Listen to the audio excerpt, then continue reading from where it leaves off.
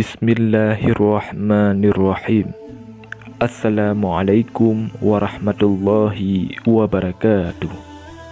Innal hamdalillah nahmaduhu wa nasta'inuhu wa nastaghfiruh wa na'udzu billahi min syururi anfusina wa min sayyiati a'malina. May yahdihillahu fala mudhillalah wa may yudlil fala hadiyalah.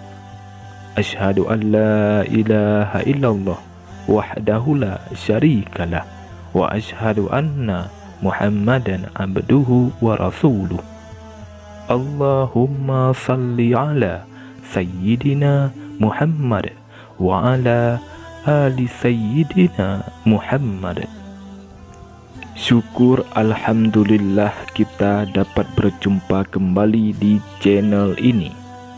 Harapan dan doa saya, semoga saudaraku semua yang menonton video ini selalu diberikan kesehatan, dilapangkan rezekinya, diampuni dosanya, dan dipanjangkan umurnya. Amin. Amin. Ya Rabbal Alamin. Saudara muslim yang dirahmati Allah Subhanahu wa Ta'ala, amal yang baik dan sederhana untuk dilakukan dalam ajaran Islam begitu beragam. Salah satunya adalah bersedekah yang merupakan amalan dengan manfaat yang besar. Bersedekah dikatakan sederhana karena sedekah tidak harus berupa harta benda, melainkan senyuman juga merupakan sedekah. Senyummu kepada saudaramu adalah sedekah. Hadis riwayat At-Tirmizi. Sedekah lain yang tidak menggunakan harta benda, seperti menyingkirkan duri di tengah jalan agar tidak mengganggu perjalanan orang lain. Dalam hadis yang diriwayatkan oleh Imam Bukhari, Rasulullah SAW bersabda, "Kamu menyingkirkan batu, duri dan tulang dari tengah jalan itu adalah sedekah bagimu." Hadis riwayat Bukhari. Sedekah pada hakikatnya harus dilakukan dengan ikhlas tanpa paksaan. Lebih dari itu, sedekah juga mesti dilakukan semata untuk mengharap ridha dari Allah Subhanahu wa Ta'ala, tidak untuk mencari pujian dari sesama manusia.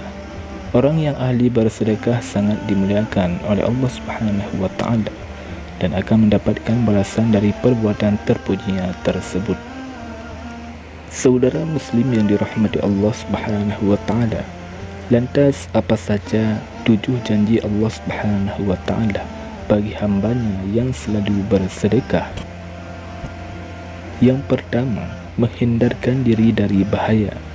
Rasulullah SAW pernah bersabda, "Bersegeralah untuk bersedekah karena musibah dan bencana tidak bisa mendahului sedekah."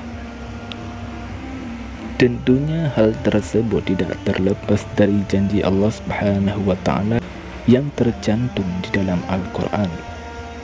Siapakah yang mau memberi pinjaman kepada Allah pinjaman yang baik, maka Allah akan melipat gandakan pembayaran kepadanya dengan lipat ganda yang baik. Quran Surah Al-Baqarah ayat 245. Yang kedua, menjadi ladang rezeki yang lebih besar.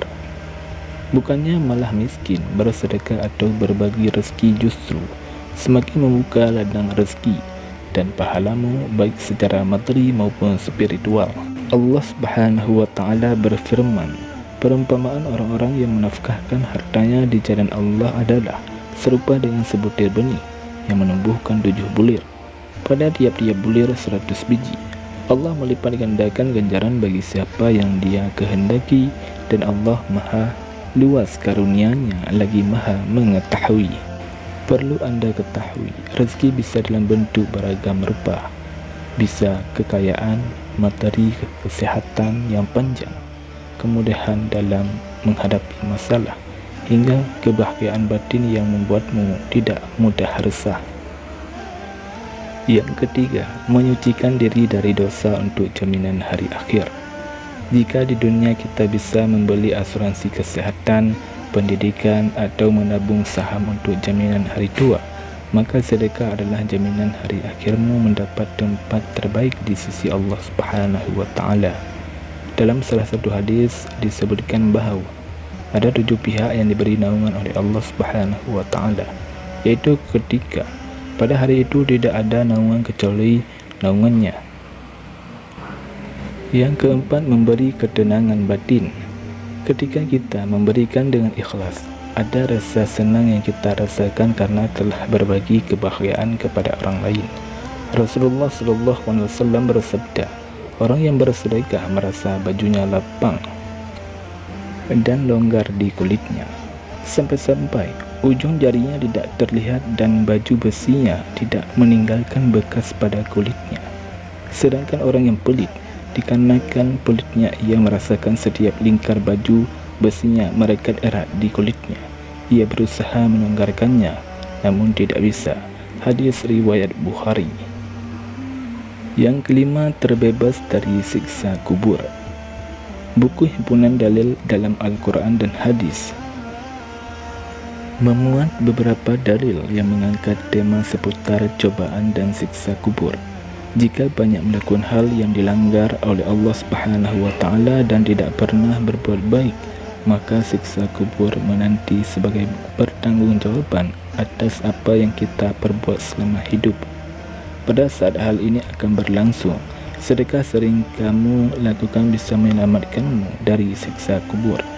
Seperti yang Rasulullah SAW katakan, sedekah akan memadamkan api siksaan di dalam kubur. Hadis riwayat At-Tabrani. Yang keenam, memperpanjang kesehatan. Memperpanjang kesehatan di sini adalah hasil dari rasa bahagia dan ketenangan batin yang Anda peroleh dari seringnya bersedekah serta doa-doa baik yang Anda dapatkan dari mereka yang telah Anda tolong.